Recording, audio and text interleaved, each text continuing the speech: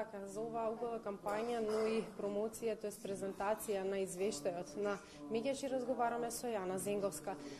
Добар ден за вас, благодарам за учеството на информативниот блок на телевизија Нова. Па еве, моето прво прашање, која е целта на оваа кампања, а воедно беше и презентиран извештајот на СОС линиите. Па што покажуваат податоци?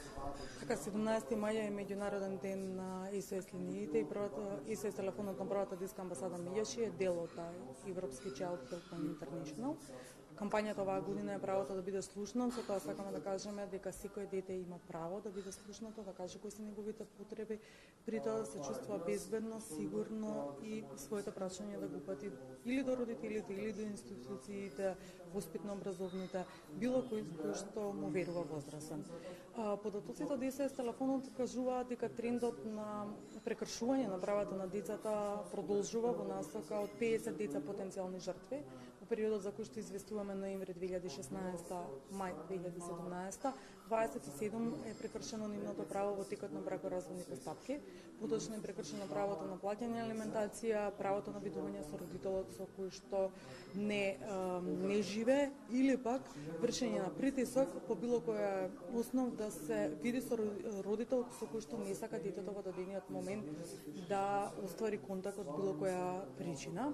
Семејното насилство исто така е значајно, кое што се повторува како тренд. Војно децата се жртви не само на физичко, туку на психолошко насилство и негрижа и занемарување на дета, кое што негрижат и занемарувањето е исто форма на злоупотреба, кое што е малце поиндиректна, бидејќи под истата подразбира заборавање, немање комуникација со детето, неводење сметка за основните негови потреби, не само физички или биолошки, туку и психолошки потреби.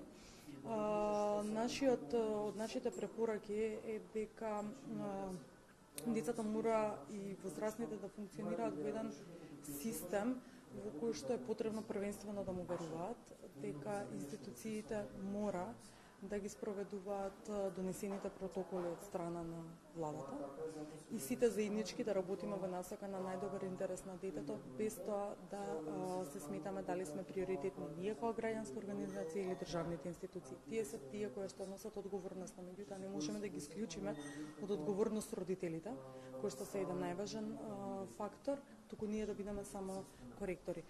Затоа во самите изјави апелиравме за одговорното родителство, одговорноста која што имаат родителите во насока на гледање на своите деца, приметување на нивните потреби, задоволување на потребите пред се од комуникацијски аспект и заприметивме дека на децата и на граѓаните им е потребна директно советување, не само по телефон, не само преку имейл или социјалните мрежи, во случај кај нас Facebook, туку тие сакаат да добијат директна психолошка помош и поддршка, во некој случаи психотерапевтска, и затоа во функција е ставено советовалиштето во првата детска амбасада во светот Меѓаши, која што можат да се јават и да закажат средба, на која што јас и колегите што сме психолози по професија ќе разговараме со нив за да го подобриме нивниот начин на живот и сакаме да ставиме акцент на важноста на менталното здравје, затоа што сметаме дека е нешто кое што е занемарено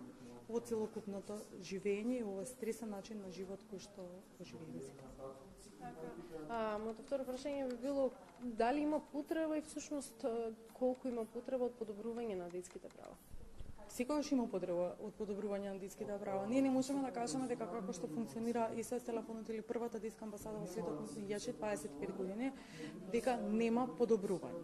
Има подобрување, има отвореност, меѓутоа во однос на клучни прашања можеби би требало да се оствари некоја поголема соработка на заедничка размена и реферирање на обврските кои што ги имаме како граѓански организации и државните институции за да работиме во насока на најдобар интерес на децата.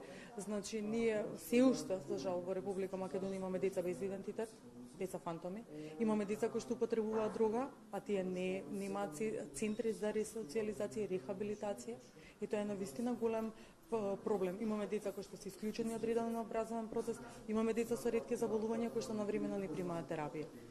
Тоа се начини на социјална и здравствена заштита која што треба да иде во насока на добар третман и превенција.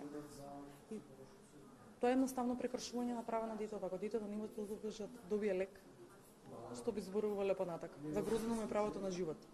Така, еден апел за крајна порака.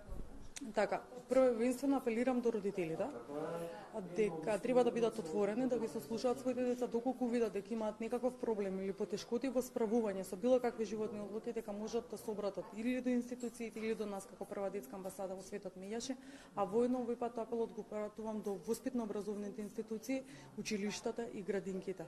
Тие се одговорни. Наставник и воспитувач е одговорна професија и местото за превенција почнува од училиште. Благодарам.